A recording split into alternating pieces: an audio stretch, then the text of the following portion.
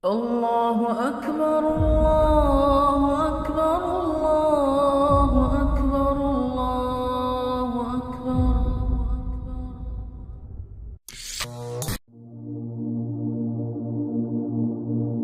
6 points pour la réalisation d'une bonne concentration durant la prière.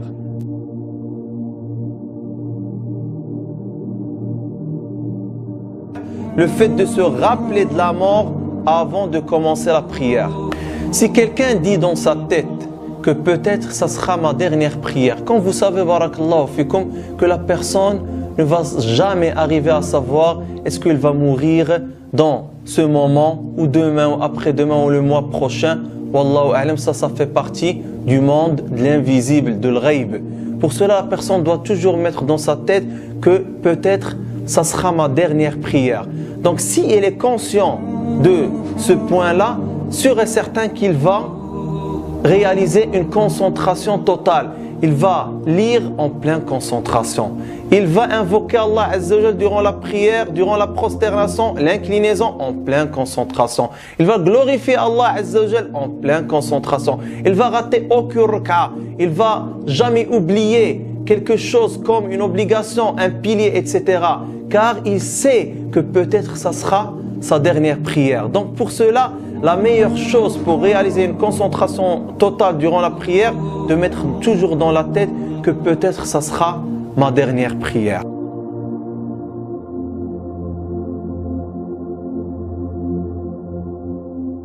Il faut savoir, barakallahu fikum, que certes, lorsque la personne se lève pour la prière, pour accomplir la prière, Allah s'entretient avec lui.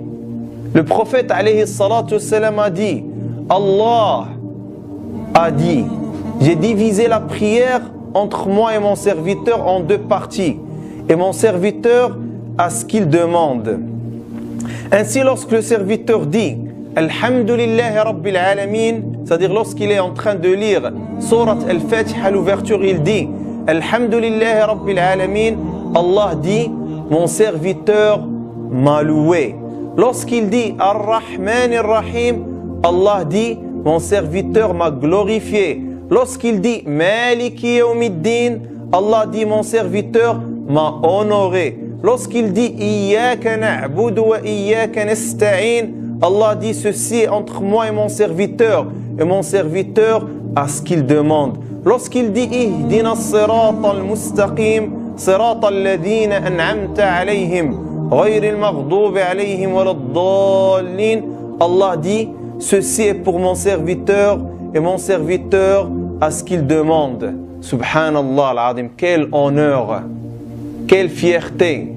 Allah, le plus riche, le puissant, le fort, qui n'a pas besoin de nous, qui n'a pas besoin de nos invocations, de notre lecture du Coran, des sourates, etc. Malgré tout cela, lorsqu'on se lève pour prier et on commence à lire Surat Al-Fatiha, Allah Azza wa Jal nous répond à chaque verset lu de Surat Al-Fatiha. Pour cela, la personne doit être consciente de cet honneur, de cette fierté, de ce délice qu'Allah Azza wa Jal nous a donné.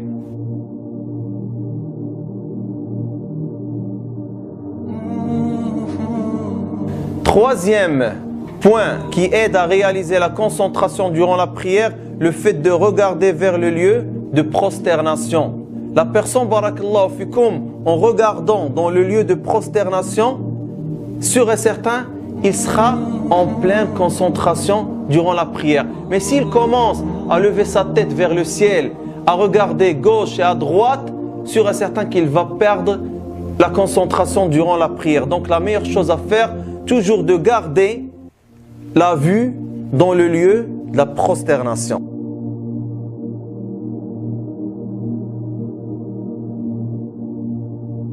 Quatrième chose qui réalise la concentration durant la prière, demander refuge auprès d'Allah contre le shaitan banni. Comme vous savez, barakallahu fikum, le shaitan, son objectif, c'est de vous déconcentrer durant la prière. Pour cela, la meilleure chose à faire, lorsque tu entres pour prier, tu dis « A'udhu billahi minash shaitanir rajim ».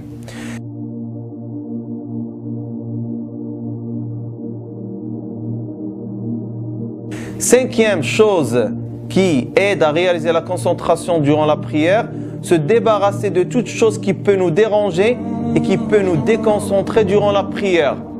C'est très simple, lorsque tu veux prier, barakallahu fik, tu ne pries pas devant la télévision allumée, tu ne pries pas en plein bruit, tu ne pries pas devant les gens en train de discuter.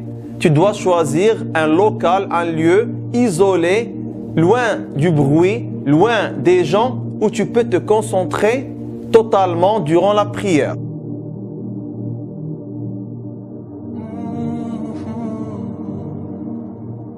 Sixième chose qui aide à réaliser la concentration durant la prière, il ne faut pas faire la prière quand on éprouve un besoin pressant d'aller aux toilettes. Et ça c'est très subhanallah simple et c'est très courant en même temps. La personne par exemple est pressée d'aller faire ses besoins aux toilettes.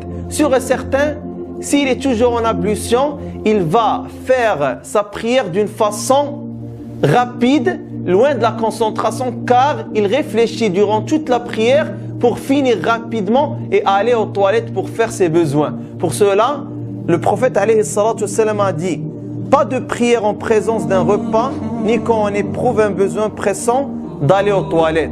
Donc la meilleure chose, la personne, elle part pour faire ses besoins, puis il refait ses ablutions, puis il revient pour faire sa prière en pleine concentration